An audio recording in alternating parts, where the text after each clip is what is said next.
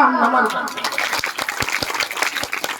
वो माता रमाबाई ना होती, ये महिला शक्ति ना होती, राष्ट्रपिता ज्योतिबा फूले ना होते और माता सावित्रीबाई फूले ना होती तो आज इस मंच पर तुली बहुत नहीं गाड़ रही होती।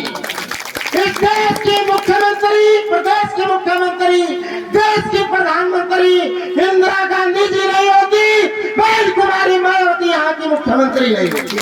चलिए माता सावित्रीबाई फूले ने शिक्षा की अलग नहीं जगाई। साथियों, मैं तो आपके इस नाम को नमन करता हूँ कि आपने ज्योतिबा फूले समिति के नाम से कार्यक्रम को आयोजित किया। बाबा साहब डॉक्टर भीमराव अंबेडकर जी की जान की सुरक्षा करने वाला, बाबा साहब को संविधान निर्माता बनाने वाला और बाबा साहब को इस देश में पुनः बुद्ध को स्थापित करने पर बाबा साहब को बोधिसत्व की उपाधि दिलाने वाला यह समता सैनिक दल है।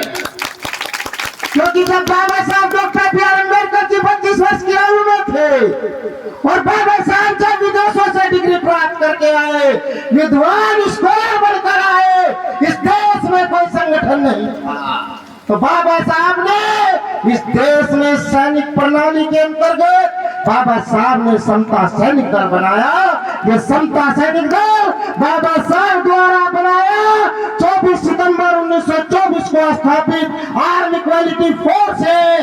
ये समता सेना है, ये समता समानता और सुरक्षा की बात करता है। इसी समता सैनिक दल से बाबा साहब doctor B are Ambedkar ji ने माता भीमाबाई को दिए हुए वचन को पूरा किया।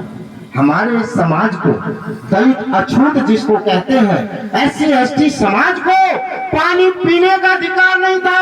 सार्वजनिक स्थलों से वो पानी पीने को बहुत दूर की बात है, उसे छू नहीं सकते थे साथियों।